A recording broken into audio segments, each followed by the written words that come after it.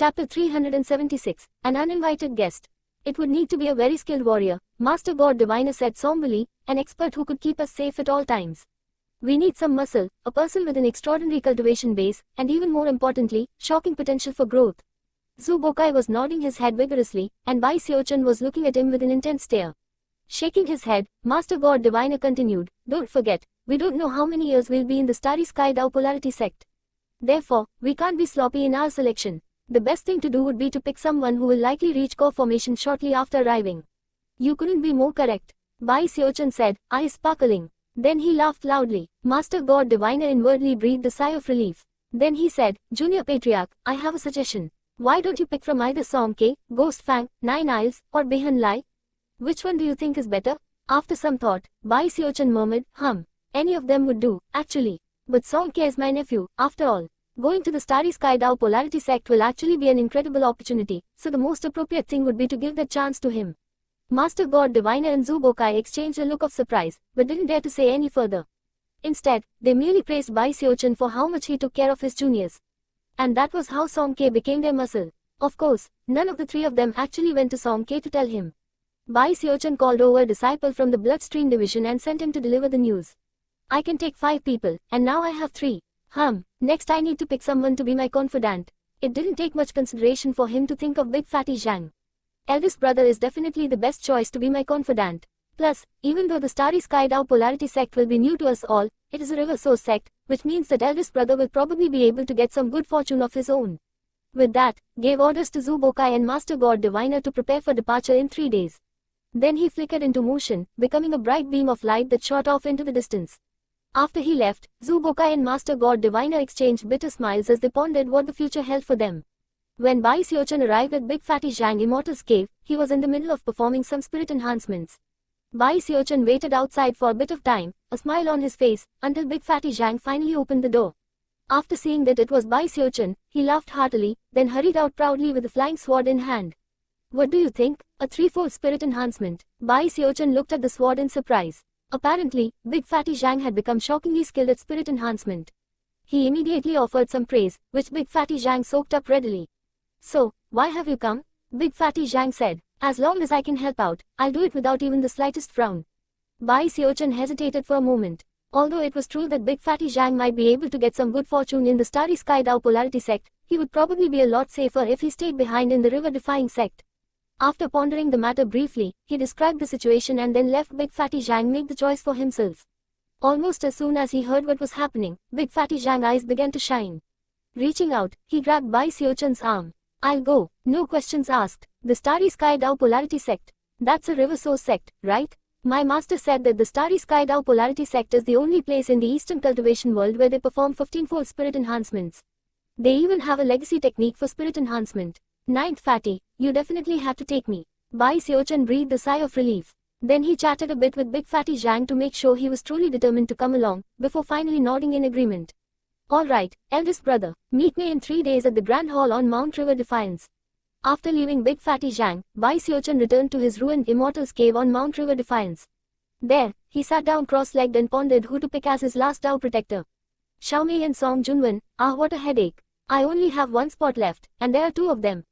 What am I supposed to do? Who should I take? Actually, the truth was that even if he could take both of them along, he would do everything possible to prevent that from happening. It really didn't have anything to do with the number of spots left. After much thought, he couldn't come up with any good ideas. Therefore, he decided to stop thinking about it for a while. Closing his eyes, he slipped into meditation to calm himself and ponder what gains he might achieve in the Starry Sky Dao Polarity sect. Deep in the night, he opened his eyes, looked around, and sighed. I'm gonna miss this place too much, he thought, shaking his head. He still hadn't decided who to pick to fill the last Dao Protector slot.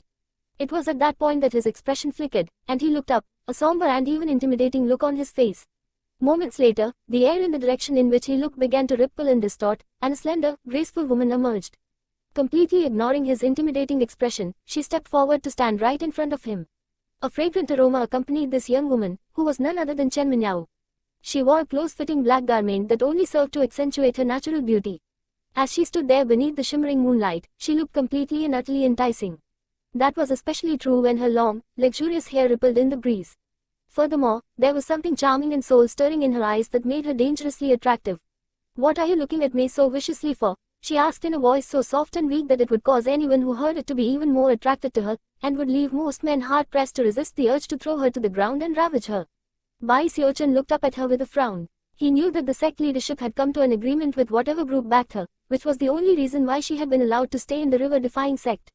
However, he still felt completely on guard against her. What do you want? He asked calmly. Oh, nothing. What? I can't just come to see you? Somewhere in her eyes could be seen a trace of bitterness, like a grudge. As she looked at Bai Xiaochun, she realized that he was looking her up and down, causing a spark of aloof pride to rise in her heart. Just when she was about to continue speaking though, she suddenly realized she couldn't move a muscle, and that a third eye had appeared on Bai Xiaochun's forehead. The violet eye seemed to possess a strange power, a power that left Chen Minyao completely immobile. A moment later, her right hand began to move, completely beyond her own control. It slowly rose to one of the buttons on her garment, and undid it, revealing some of her curvaceous body that had previously been concealed under the tight fabric. After that first button was removed, Bai Xiaochun's third eye closed, and Chen Minyao's body returned to her own control. She was panting, and her forehead was beaded with cold sweat. Without even thinking about it, she backed up a few steps, her face flickering between the red of anger and the green of humiliation. You came here for a reason, Bai Xiaochun said grimly, and I'm not the kind of person who would pretend you haven't. I'll ask you again, what do you want? He was actually trying to imitate the way Song Ke would talk to people, and he pulled it off more than perfectly. Chen Minyao took a breath to still her heart. Not daring to do anything rash, she backed up again, and then clasped hands and bowed deeply. Junior Patriarch, I very much hope you'll agree to let me take the final spot. No way, Bai Xiaochun said immediately. Now get out of here. Junior Patriarch, please hear me out. With me at your side, you'll be able to communicate with the wildlands anytime you wish, and plus, I can find out all sorts of information for you. In addition to that, the Starry Sky Dao Polarity sect has a battleship that can take you to the wildlands. My home. If you agree, I'd be willing to share some of the secrets of the wildlands with you. Another thing you can't forget is that I know a lot about the Starry Sky Dao Polarity sect, and I can even, at this point, before she could even finish speaking, Bai Xiaochun waved his sleeve, causing a wind to wrap around her in preparation to throw her out.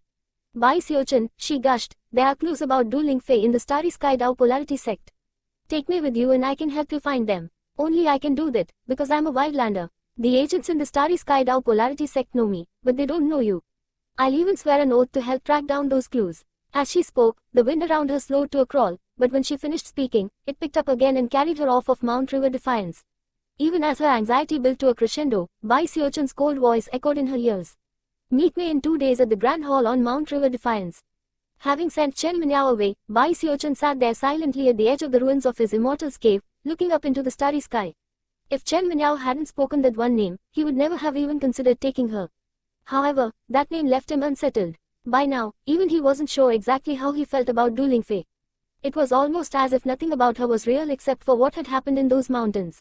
Maybe all I want is an answer, he murmured, and the truth.